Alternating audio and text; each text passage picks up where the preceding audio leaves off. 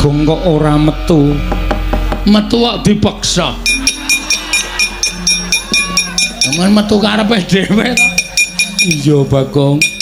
Niki kan digandeng wis dadi kriwikan, dadi grojokan, geguyon, dadi tangisan. Petruk wis entuk mungsuh Prabu Baladewa. Mosok kula kon nganggur? Kula niku anti nganggur, kudu nyambut gawe. Tegese piye? Petruk perang kula ya kudu perang. Petruk mungsuh Baladewa. Baladewa kakangne Kresna. Petruk kakangne Bagong. Kakang mungsuh kakang, adi mungsuh adi. Bagong aja edan. Koko Prabu Ndarawati kuwi ratu. Wis ora peduli, pokoke gawe kisruh. Nek sinuwun Puntadewa ora kersa rawuh ning Karang Kajembel, wis pokoke rawe-rawe rantas malang-malang putung. Ngamarta tak gawe banjir bandang. Banjir getih. Medeni no. Sing lumrah-lumrah wae. Pokoke gawe kisruh kabeh pokoke. Yen ngono kowe nantang karo Sinuwun Ndarawati. Nek pancen kono wane apa boleh buat. Oh, kono Petruk karo Baladewa, aku karo Sinuwun Ndarawati. Bagong, Nun. kowe nantang aku apa piye? Lah nek pancen kowe wani? Aku ki ratu kok ora tok basani. Ya meneng kowe iso marai masalah kok. Lho, Masalahe apa? Perkarane apa? sampean kon dadak nyilih pustaka Jawa Lima Sada. Niku sing marai dadi perkara. Lah mergo negaraku iki taman pegeblok. Mokal kelakone. Sampeyan niku dewa lho. Sampeyan niku dewa. Aku iso negara Ndarawati ke taman pegeblok. Kudune sing ke taman pegeblok niku saora-orane nek sik sambat ke taman pegeblok niku Ratu Ngastina, Prabu Duryudana. Itu bisa dipercaya. Mergo Prabu Duryudana niku wantahe angkara budine Candala.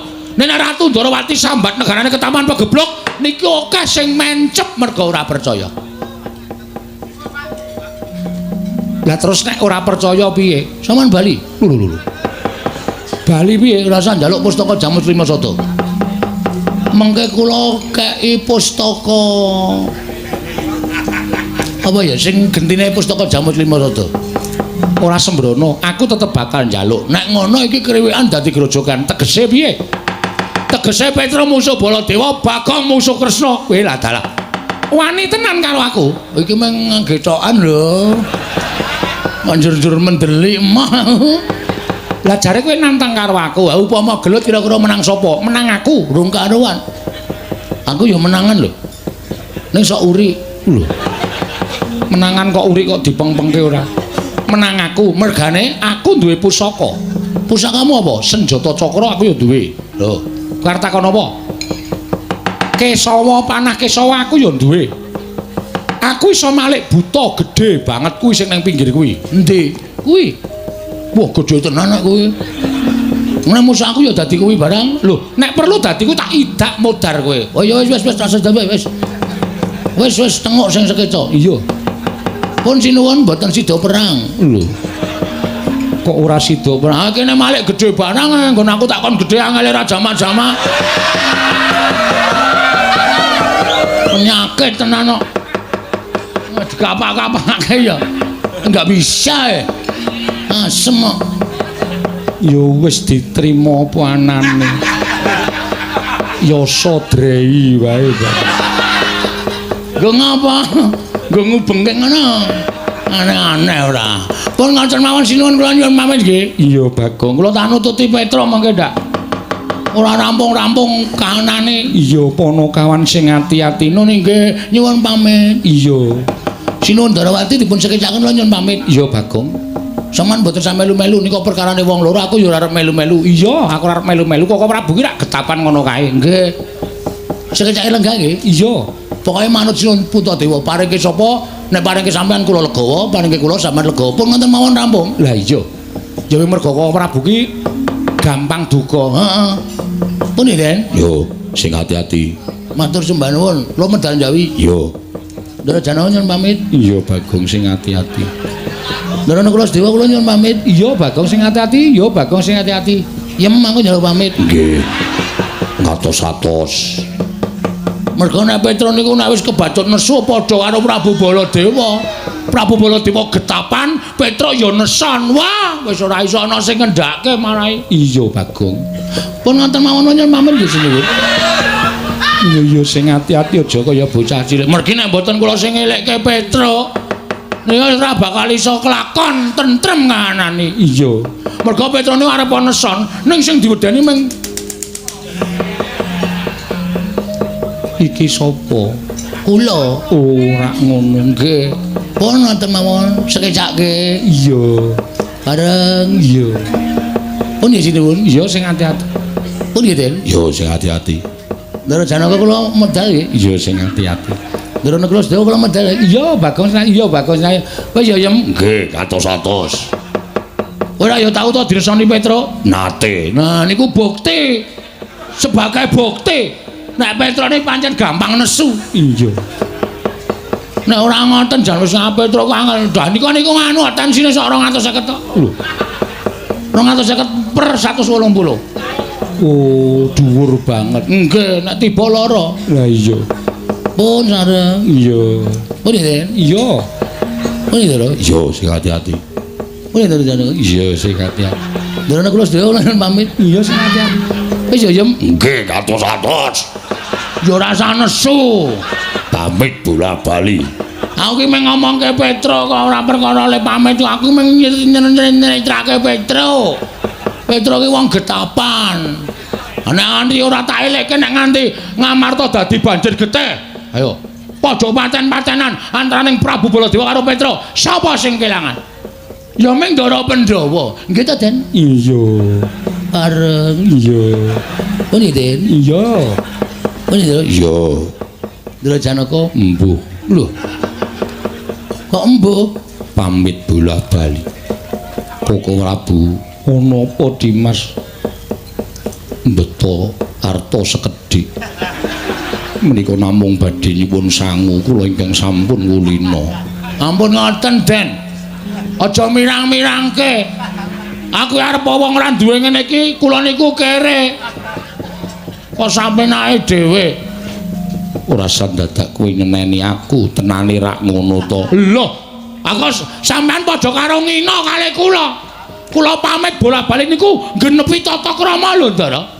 Aja nganti Bagong dianggep kawula cilik sing ora ngerti tata krama. Kok ngono kok dunake njaluk sangu. Anggepe ora. Ana ora?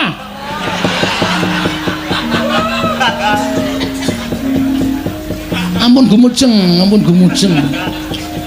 Sing gedhe pangapuramu Bagong, nek dhuwit ora ana. Waduh. Sampeyan beto? Ora. Ora duwe. Halah-halah. Rung nembung wis muni ra duwe. Ndara Janaka, Aku ora duwe Bagong, sesone ning Karangka Dempel tak paringi. Ndara Negara Sedawa. Aku ora duwe Bagong, aku ora nggawa Bagong. Jem kowe ngesak ora ya 50-50. Mboten gadah sing wingi selawe rung dibalekke kok. Kalingan edan kok. Wis tak lali-lali nggih pun. Ngoten mawon nggih sinuwun. Ya sing ati-ati. Kae unyuk-unyuk sak penake dhewe to. Tanpa nganggo tata krama. Wah, asem iki malah tiba dompetku. Lho, dompete sapa? Dompet kula. Lho nggawa apa? Weh lah dompet modern tak sak temburi. Dhuwur banget dompet gedhi. Oh. Isine apa? Werna-werna STNK, SIM, BPKB, sertifikat tanah. Dompet kok isine sertifikat bal. Nek mbutuhke sak wanci-wanci kan tinggal masuk ke sedulur kula tuwa. Sapa? Bang. Sedulur tuwa kok bang ora. Oh ngoten mawon nggih. Iya. Duwite ana ora? Wonten pira manut? Duit kok manut ora? Mesodo ora dedel sithik-sithik. Wah, Ponokawan padha sak penake dhewe. Dianggep bae nek anak Pandhawa kuwi ngewangi Prabu Baladewa tegese ngewangi tumindak sing ora prayoga. Ngono ya, Gong. Heeh. Aning nek nganti aku musuh ora tinggal kaca nusun Ndara Antarja Ndara Antasena. Aku jane gelem tumandang ning isin. Isin rasane kok. Dipresani piyai akeh ngene iki dalane Petruk ki tukang ngomong ning wani utawa tegel karo bendarane, tegel karo bayi-bayi wingi sore. Mula apike ngene wae le. Piye? Mulih wae matur karo bapak. Piye? Mulih wae matur karo bapak. Kowe jane edan ning ra krasa terus. Edan ra krasa piye? Ngene tak omongi. Nek kowe karo aku mulih matur karo bapak, bapak iso nampa. Upamane kowe matur karo bapak. Pak, aku ora iso mboyong para Pandhawa. Pandhawa ora gelem diboyongne nang Karang Kadempel merga pustaka Jamus Klimasada diasta Sinuwun Ndarawati. Bapak iki meneng wae ora kagol, ora nesu ora. Wong kowe ngerti to Semar ki piye watake. Ditatoni wong ora tau gelem bales. Digawe mangkel ora tau rasa mangkel. Ning atine bapak iki kebak petung. Kebak petung piye? Semar ming batin Petruk. Anakku sing tak golo-golo dikongkon wong tuwa ora iso ngrampungi karya.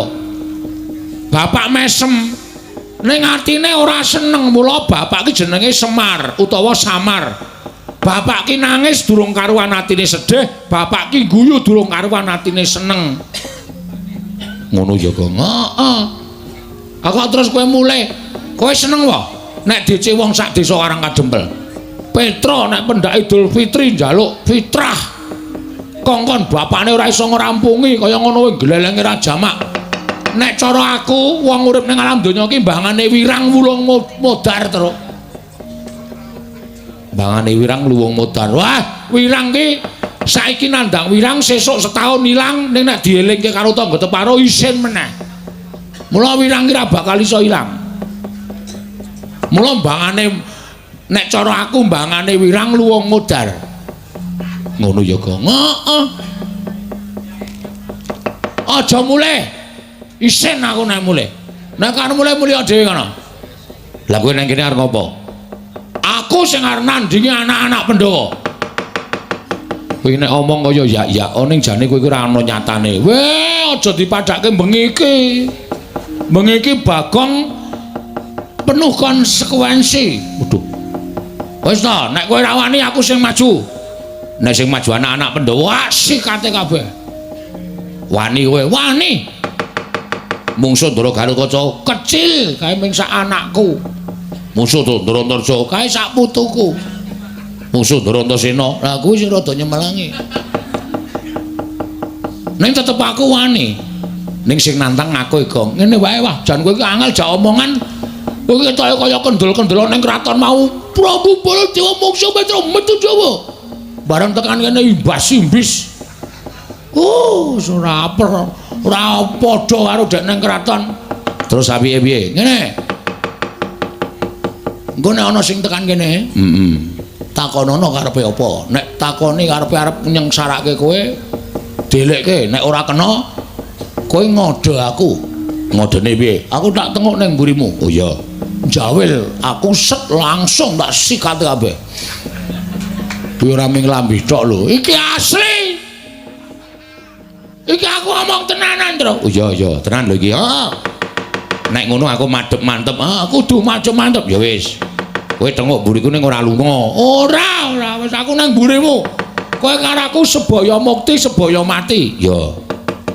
Nek upama kowe engko diajar anak-anak Pandhawa mati piye, Gong? Mati tak ikhlaske. Asli, ngopo aku urip bendina ming dioyak-oyak bang plecet. Wong modare wis tro malah tentrem. Tur tumrap aku mati mbelani bapak ki mati syahid. Waduh. Ngerti kowe, ngerti. Mati utama, mati madya, mati nista kuwi perangane wong mati. Mati utama, mati disangkani saka mbelani bebener, mbelani wong tuwa, mbelani agama, bela negara ki mati utama. Kuwi ora bakal cememplung neraka ning langsung masuk swarga karo malaikat dikai kunci lawanging swarga. Mbukao dhewe, golek nggon sing sak penak-penakmu. Ngono ya. Mati madya disangkani saka lara. Wong arep mati saka lara ki perkara neraka apa swarga gumantung lelakone ning alam padang. Nek apik lelakone nyemplung swarga, nek elek lelakone nyemplung neraka. Mati madya, mati madya. Nek mati nista, matine wong lalu. Kuwi ora ditampa karo sing gawe urip. Sukmane nglambrang manggon ning kayu watu pendak malam Jemaah Kliwon dikutuki jaluki pesugihan. Matine wong lalu. Nek aku mbelani bapak wis tak niati mati saka anak-anak Pandhawa, aku mati utama. Wah bagus. Upama kowe melu perang, kowe le mbelani bapak setengah-setengah, kowe mati nista. Lho. Kok njur sak penake dhewe. Aku tak nang mburi ya, Tru. Ya. Ora kira-kira ana sing teko ngeyel, jak rembugan ra kena, jawe aku keprukane. Ya, tenan lho iki. Ya.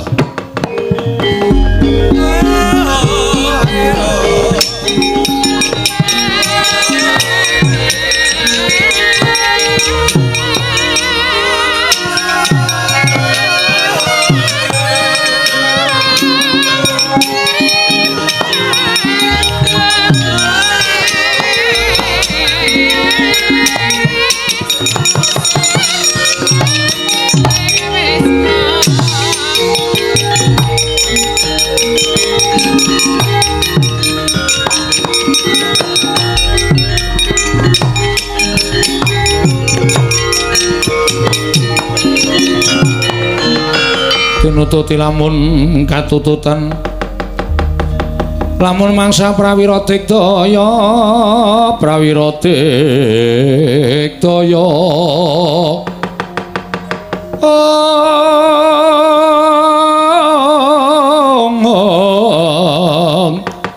Ronanggono magawe gelar ira wang-wang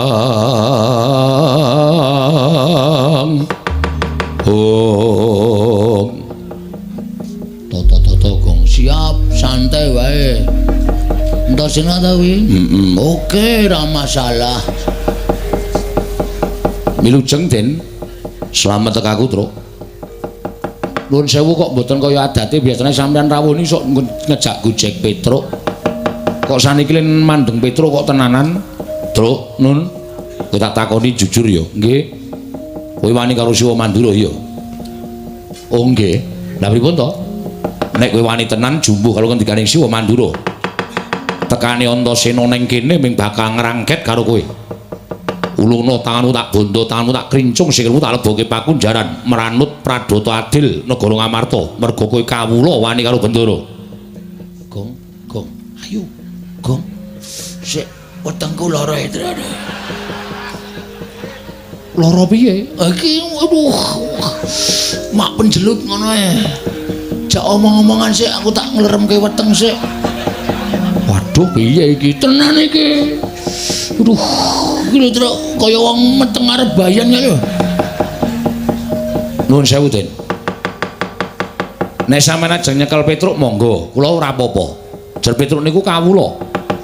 Tur Petruk menika hormat karo penatan hukum negara Ngamarta. Nek pancen kula salah, nek pancen kula kleru, kula mangukum mboten napa-napa. Ning nuwun sewu, ngadili perkara niku aja nampa pelaporaning sepihak. Tegese sing jenengan tampa aja mung laporane Sinuwun Prabu Mandura. Ning Petruk ya mang takoni. Tegese diteliti dhisik.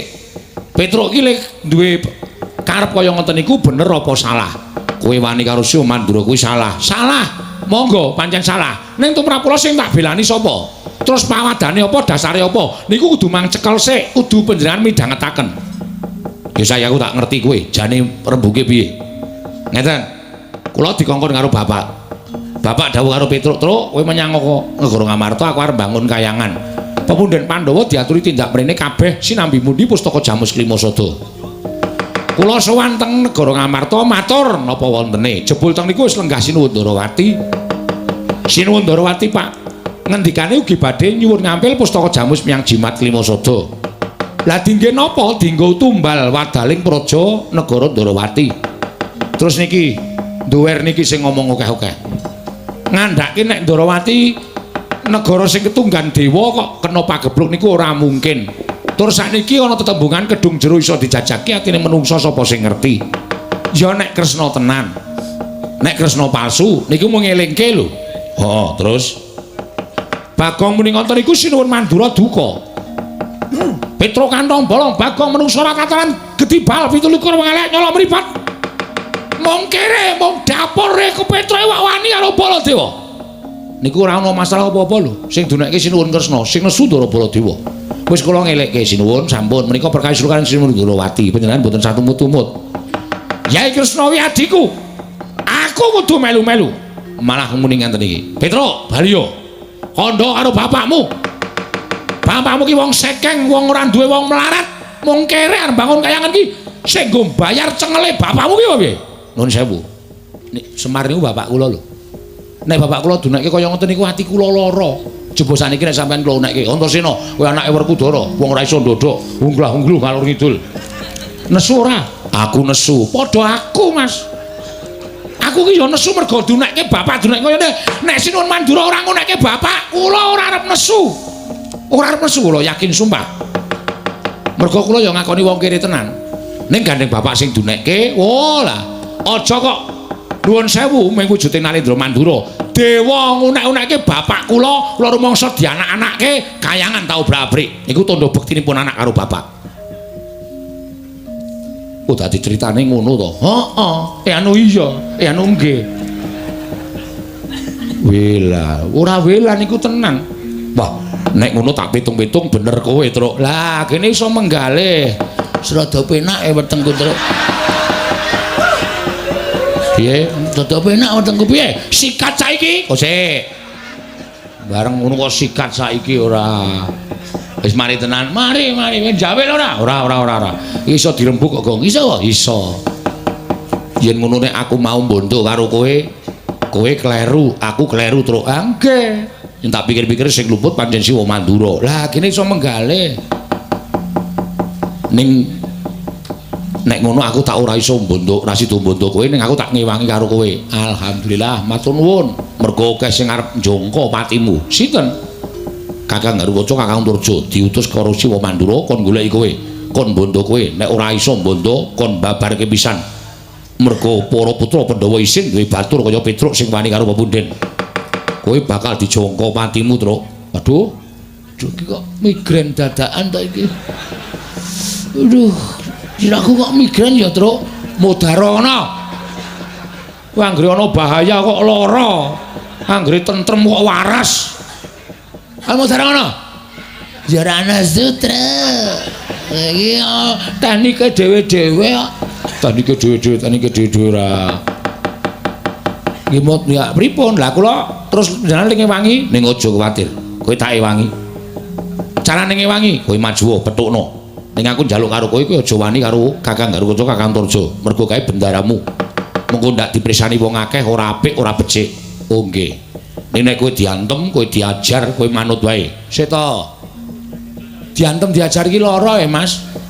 Kok kula kon meneng wae niku pripun? Nek kowe lara tak tambani, nek kula mati tak uripke. Nganggo napa? Banyu sungut kuwi iki.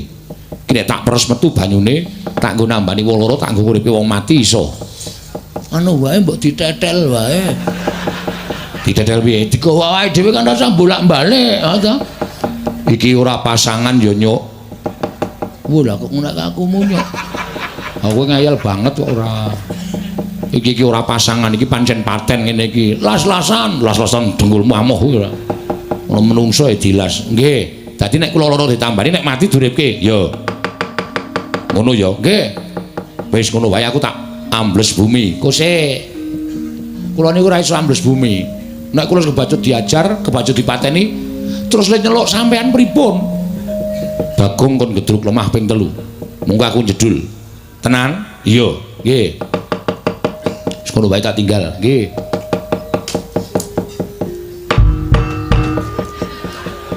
Ngopo, Gong? Ming jajal kok. Oh, median ora. Angko nek di ngonoke ra metu. Ha iya. Rak rugi ta, Tru?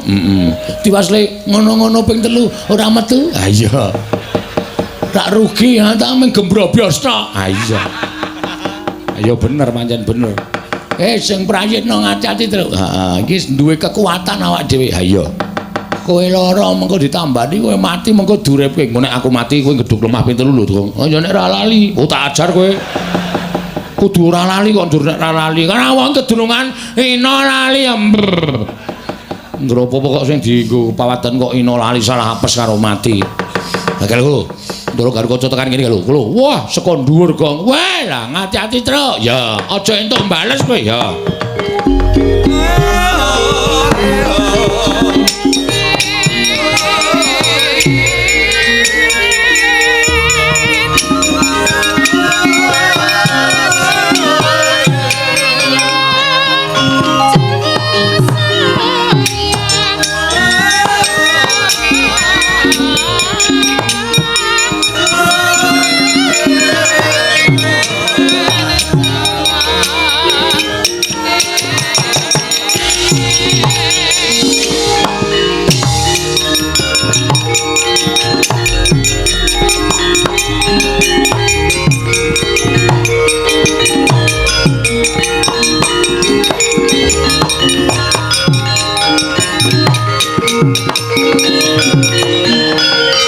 Gatotkaca kinon mapakarka suta tekapira Kresna parta maneher sakti nira ing ujaran wang-wang semunggar cita oh bekti kula kunjuk Den Tatamba bekti kula kunjuk Ndara Bagong Tatamba wonten menapa biasanipun Ndara Gatotkaca niku rawuh mriki ketemu Petruk mriku kongkonan truk golek rokok truk tukono iki truk tukono iki susuke PN biasane ngoten niku Petruk ora cengengesan aku lagi ora seneng karo kowe lho sebabe tekaku ana ing papan kene aku bakal takon karo kowe kula aturi nyuwun pirsa kula aturi paring dawuh badhe nyuwun paring dawuh menapa kowe tak takoni kowe wani karo Suwa Mandura iya oh nggih amargane mriko marahi kok ora sandadak kakehan gunung tanpa guna aku didhawuhi karo Suwa Mandura supaya goleki karo kowe nek pun ketemu Petruk ulungna tanganmu tak bondo tanganmu tak leboke pakunjaran nek upama kula bangga yen kowe wani karo Gatotkaca mapana tak pancat pundakmu tak untir ndasmu mati dina iki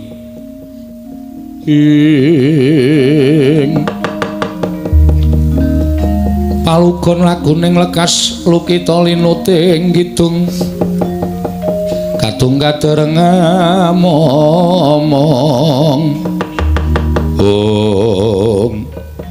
mak tratap kula Den tembung sampeyan sing pungkasan niku wau ati kula mak tratap Petruk mapalo tak pancat pundakmu tak gembol dasmu nun sewu Den niki sirahe wong tuwa aja kok sampeyan bapakmu mbiyen sik momong kula Ndara Werkudara teng alas 15 taun ora metu saka bungkus kula tunggoni nganti kula pendak dira padu kalih bojo kula mung merga kula ngeboti nunggoni bapak sampeyan Ndara Puntadewa sik momong ya aku Ndara Janaka sik momong ya aku pepundhan-pepundhanmu bapak-bapakmu niku durung tau ngonekke Petruk ndasmu ngene niku durung tau kok sampean kok pengendikane kok cetha tur lenting mapano Petruk tak pancat pundakmu tak gembol ndasmu nun sewu kula niku menungsa nek sampean ajeng nyekel karo Petruk mang cekel ora apa-apa ning ukarane sing penak sakit hati kula dalam sampeyan ketika kaya ora hati kula kaya ora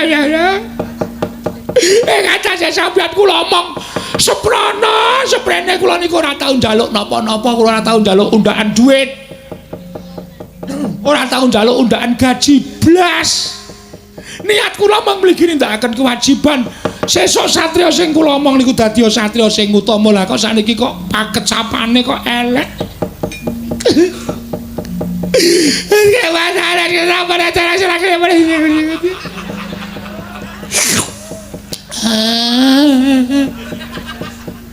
ilre truk cerewet kaya hati-hatiku ora nek sampeyan mentolo ajeng mateni karo Petruk mak mateni rasa nganggo ngetoke ukara kaya ngeten niku mak mateni kekuatan kula sepira to Ndara embane kaya dene timun mungsuh duren kula menika timune sampeyan durane diglundhungi modar nek kula pasrah mati urip pun monggo ajeng diuntir sirah kula ya nundas kula manguntir mang pateni boten apa-apa ning apa terus rampung perkarane sampeyan pateni kare kula sing ora trima pirang-pirang kejaba sampeyan arep didukani Ndara-ndara Pandhawa didukani bapak sampeyan upama Petruk tekan ing pati tenan nyawane Petruk tekan swarga mesti dipethuk karo mbahmu Prabu Pandudewayana lho Petruk sukmamu kok tekan kene kok kowe wis mati nggih sinuwun mergane ngopo batene entek sing mateni kowe sapa Petruk wayah panjenengan sapa putrane Ndara Werkudara naminipun Ndara Gatotkaca kula dindas-ndaske sirah kula diuntir Gatotkaca Prabu Pandhu ora wani karo Petruk Kok putune wani sengsara karo Petruk nyengsarake karo Petruk. Petruk aku tak mudhun ning jagat tak goleki putuku. Aku dhewe yang bakal ngukum putuku Ponokawan Petruk. Ya.